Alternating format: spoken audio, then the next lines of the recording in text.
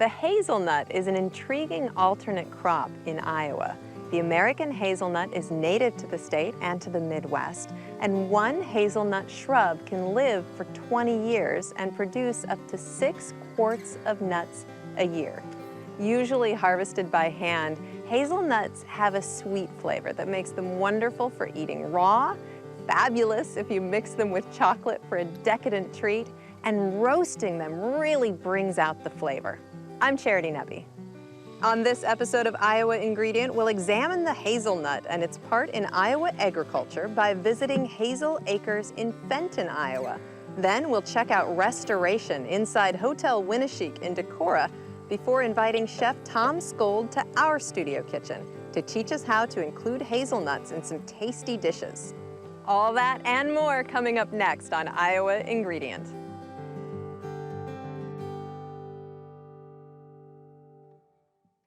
Funding for Iowa Ingredient has been provided by Friends, the Iowa Public Television Foundation. A grant from the W.T. and Edna M. Dahl Trust. Alliant Energy, working to help Iowa businesses be more productive with funding for equipment upgrades and process improvements. Chef Lisa Laval of Trellis Cafe and Chef Michael Laval of the Des Moines Embassy Club. For more than 100 years, the Des Moines Embassy Club has provided a place to dine, celebrate, and do business. Located in downtown Des Moines and in West Des Moines, details are at embassyclub.com. Iowa Community Foundations, an initiative of the Iowa Council of Foundations, connecting donors to the causes and communities they care about. For good, for Iowa, forever. Details at iowacommunityfoundations.org.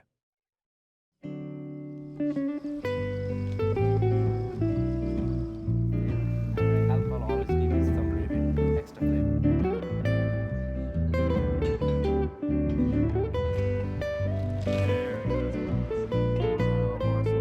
Beautiful. Oh,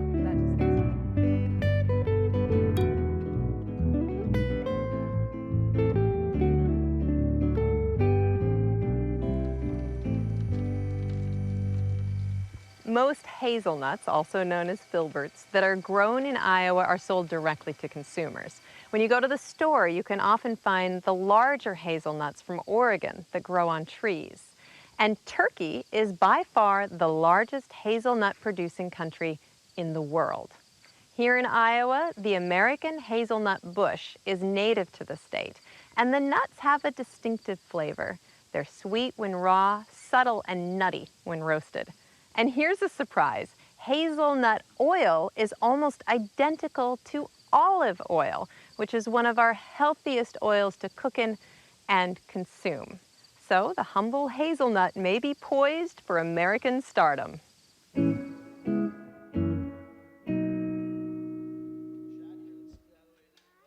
The hazelnut.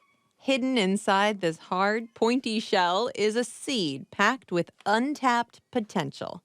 Hazelnuts are good for you. They're high in protein and fiber, rich in vitamins and minerals, and contain healthy fatty oils. Everything is in place for this super nut to be king. Yet, the hazelnut has never really taken hold as a commercial crop in Iowa.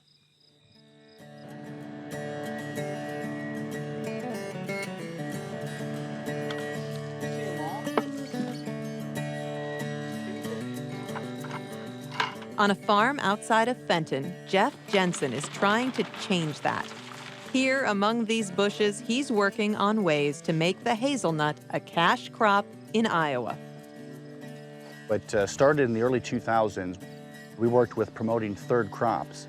So that's something besides corn and soybeans with a focus on perennials for the multiple benefits that the perennials can provide. And so we looked at things like prairie grasses for bioenergy or for pollinators. And then we looked at different nut and berry crops. Hazelnuts was one that kept coming up. Jeff spends much of his time researching.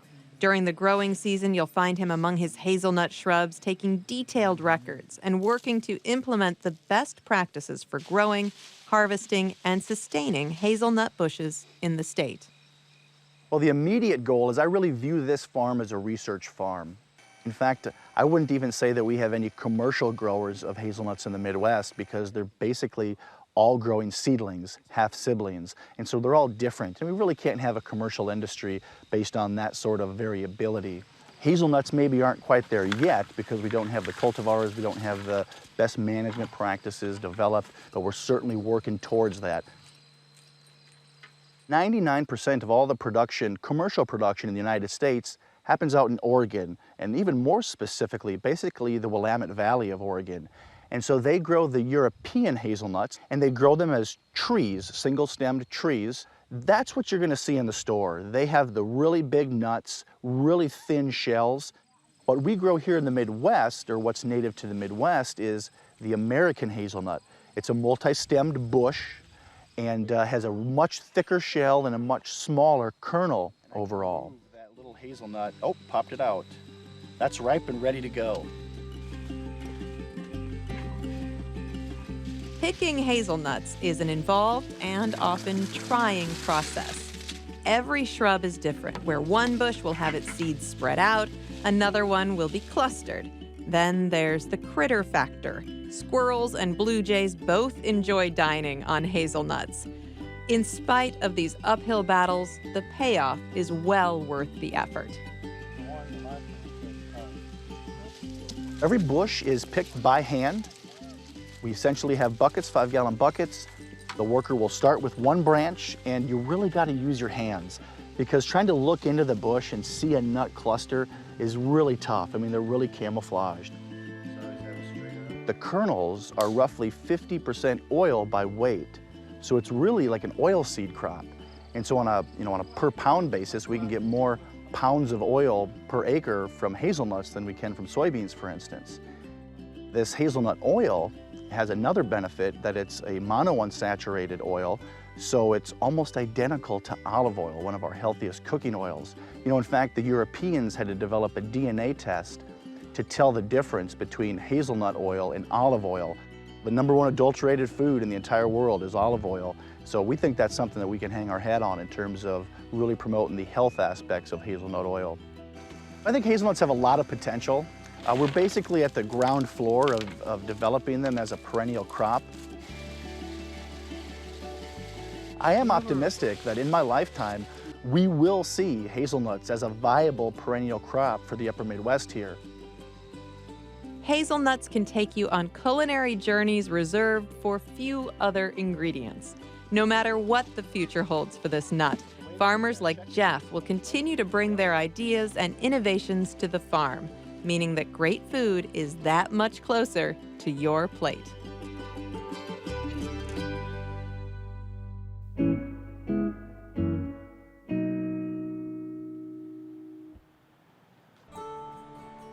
Decorah is one of those communities with roots that run deep. There are many different cultures represented in Decorah, but Norwegian heritage rises above all others. From Nordic Fest to the National Norwegian American Museum, Norse heritage finds its way into many aspects of the town. And in downtown Decorah, located inside the Hotel Winneshiek, those Norse connections find their way into an eatery called Restauration. Restoration takes its name from the first vessel that ever brought Norwegians to this country. It was the start of everything. And just the fact that it was spelled like restaurant and came from the same root word. Well, we know the restaurants, when they originated in Paris, there were these places where you could go and buy a bowl of broth, a restorative, if you will. Deep down, I think that's what a restaurant still needs to be. Get a good meal, nice glass of wine, enjoy the company of friends. You definitely should leave feeling restored. That's always our goal. A seasoned veteran in the culinary arts, executive chef Tom Skold brings locally sourced, made-from-scratch meals to both the residents and visitors of Decorah. Well, I've been a cook since the Carter administration, so a long time, and I'm probably a pretty typical case of college job turns into a lifetime. For Tom, preparing food creates a relationship between the chef and the patron. The chef, according to Tom, has a duty to any individual who enters his restaurant.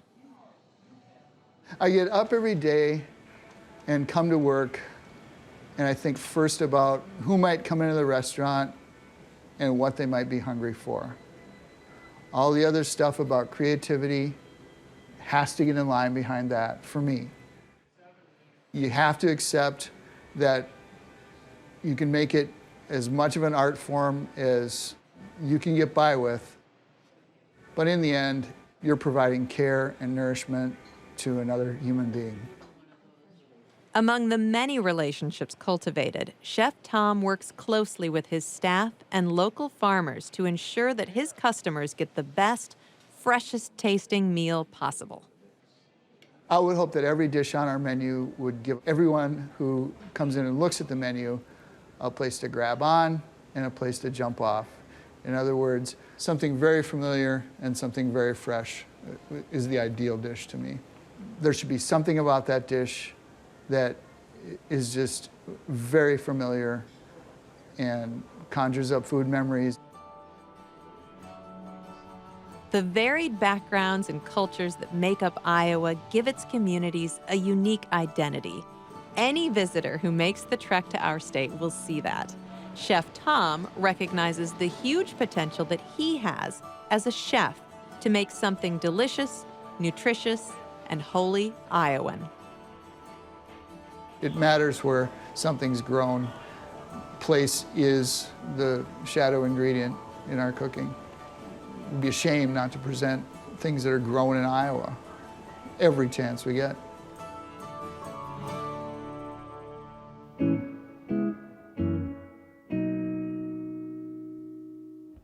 And now I'm in the kitchen with Chef Tom, and what are we going to make? We're going to make saffron risotto with hazelnuts All right. and smoked turkey.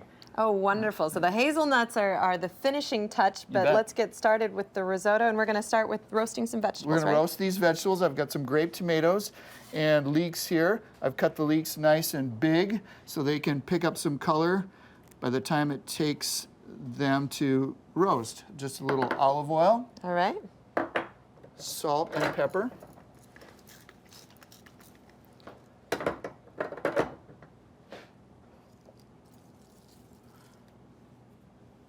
And I'll pop them in the oven Okay, over here. wonderful.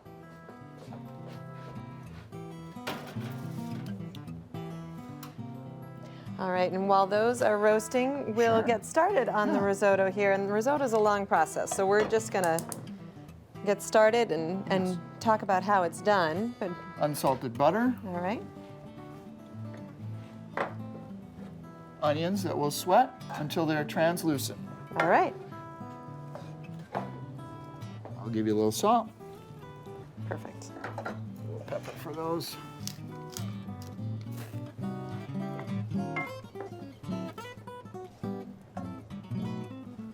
Next in goes arborio rice. All right, Arborio rice is a short grain rice, which means it's going to have the starch that we want to give us a creamy risotto in the end. all right, and it's a classic risotto. You don't have to use it, but a lot of people do. Yep, Right. yep, it's the All right. preferred one.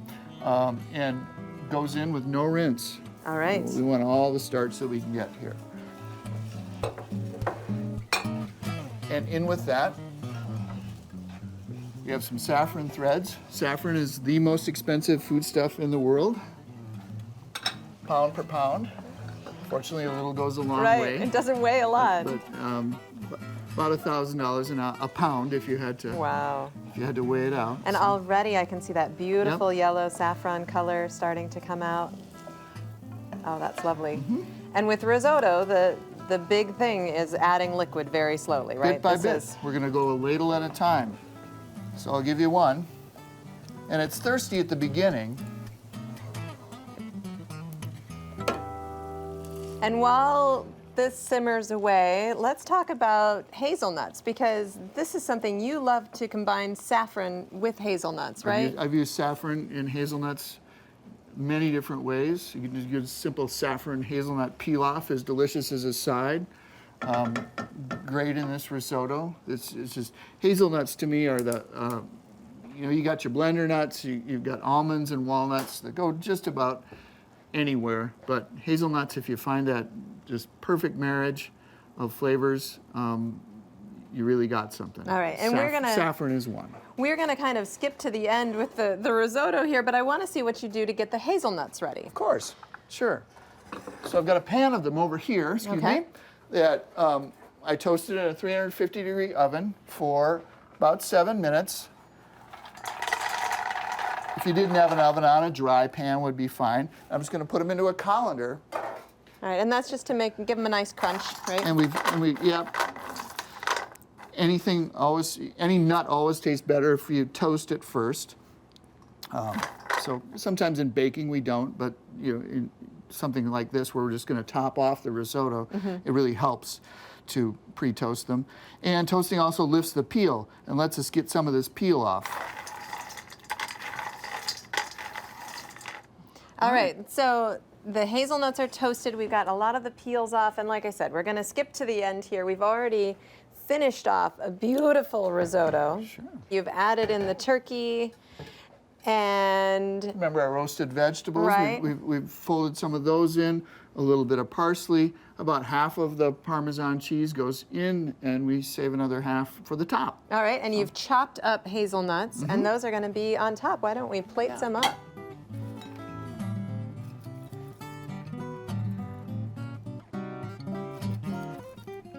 And a little freshly grated Parmesan cheese.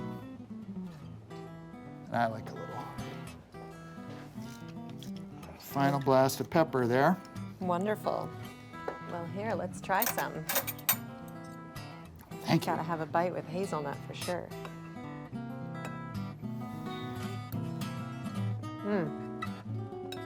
That is wonderful. Thank you so much. That's terrific.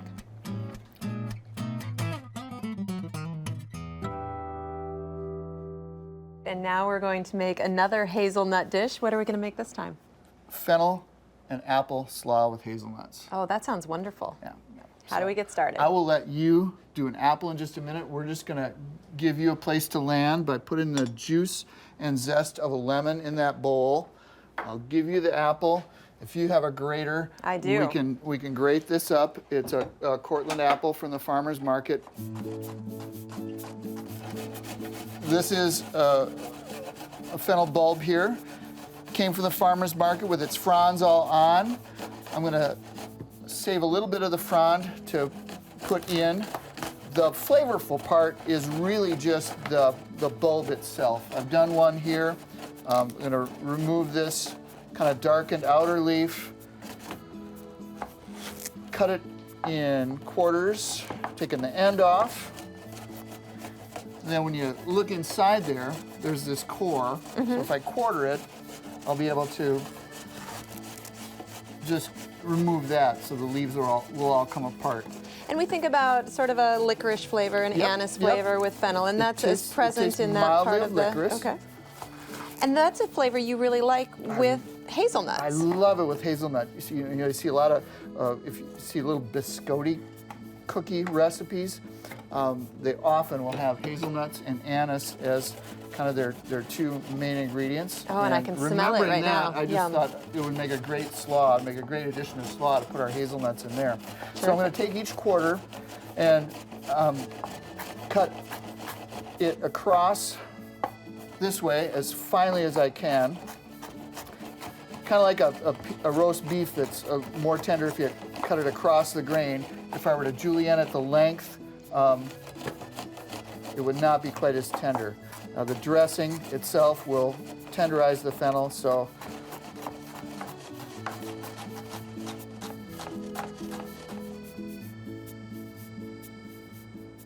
there we are. And 2 bulbs total.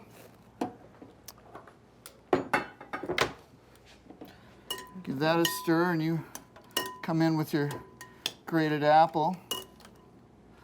There we go. And I've got 1 grated carrot, Oh, beautiful color on the carrot too. a few golden raisins, some honey,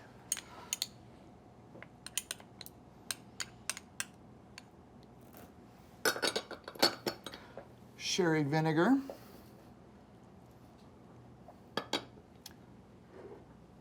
olive oil, And just to accentuate the hazelnut flavor, I've got a little pure hazelnut oil. Oh, okay. Just a teaspoon of that. Chop some of the frond. Now the bulb has all the flavor, but the frond, It's pretty. It tastes a little bit of the fennel, of the anise And flavor. it really adds a But fun texture. It is very colorful, so I'm Yeah. going to add some of that too. Some of our hazelnuts, and we'll save a little bit to decorate up top. Right. And is this something that you would want to make ahead of time to let the flavors meld together, or do you like it best fresh? It really comes together in about an hour. Okay. Yeah, if you give it about an hour, it starts to taste really good. And it probably doesn't last long, but would it last for a couple of days? Yeah. It would be fine for a couple of days, All right. certainly. All right. Well, let me get a... Let's put some in a bowl here and give it a try. It's so pretty. A little crunch up top. We can take some of our frond.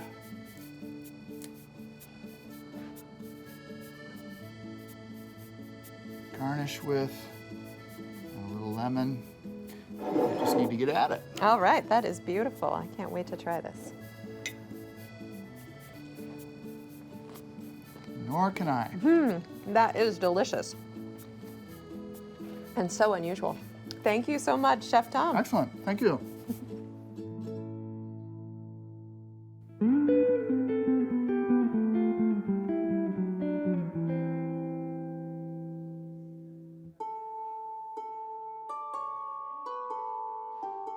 Prosciutto, a dry, cured ham made from two simple ingredients, pork and salt.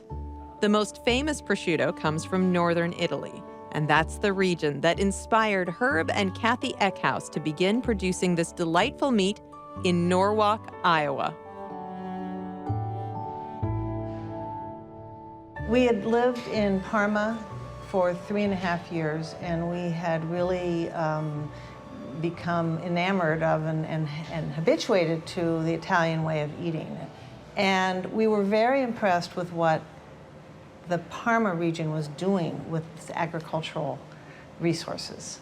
And we were, although we didn't learn to make prosciutto then, we learned to eat it, we learned to appreciate it, and we were very aware of it. And when we moved back here, we kept thinking, look at what we have in Iowa. We have this agricultural bounty, which is simply unparalleled in the world.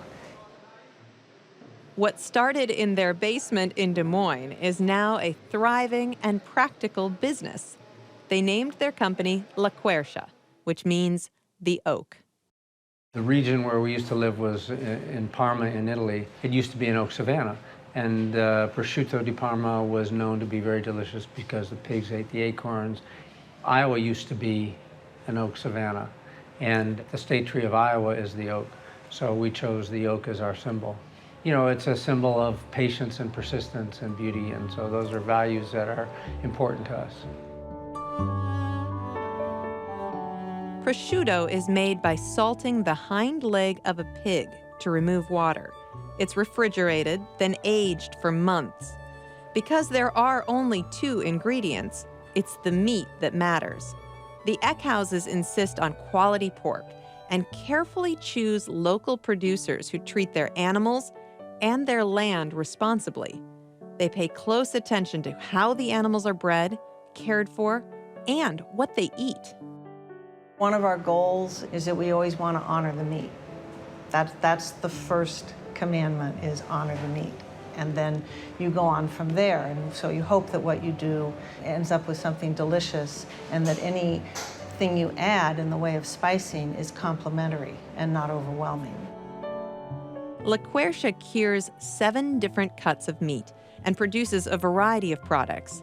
They've introduced acorn additions from specially bred pigs that feast on acorns for the last few months of their lives. The meat is aged more than 2 years, resulting in a nutty and sweet flavor. We've created, I think, our own style. Our goal was to create, you know, a ham to stand up to the great hams of Europe.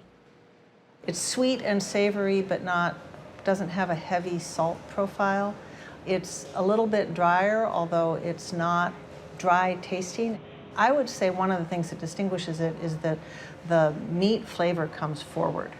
And so you really do taste this meat that has undergone this sort of transformation through the aging process. La Quercia's award-winning prosciutto is loved by famous chefs across the country.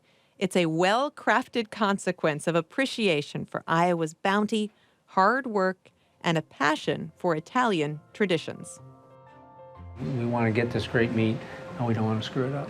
We want to allow its special quality to speak to you when you put it in your mouth. We just think it's really, really delicious, and it's a great expression, sort of the highest expression of pork, what pork can aspire to. You know, dream big, be prosciutto. So.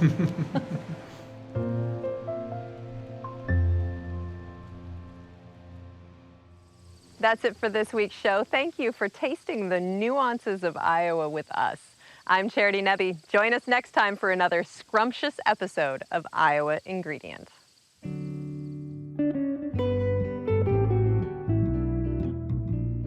As you can probably guess, the Iowa Ingredient staff is fond of all things that celebrate Iowa food. And in 2014 and early 2015, we visited the amazing restaurants, farms, and other food venues featured on this program.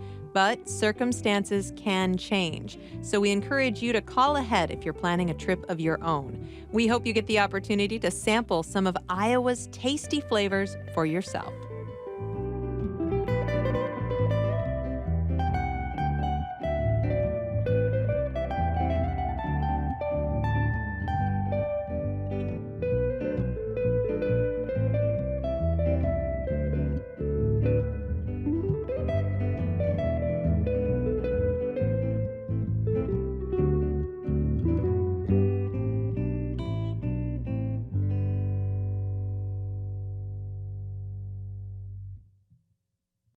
Funding for Iowa Ingredient has been provided by Friends, the Iowa Public Television Foundation.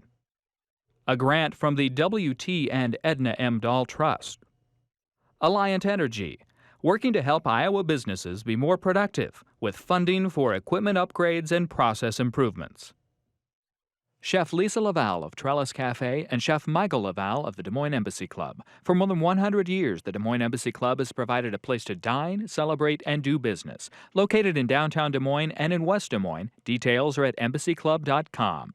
Iowa Community Foundations, an initiative of the Iowa Council of Foundations, connecting donors to the causes and communities they care about. For good, for Iowa, forever. Details at iowacommunityfoundations.org.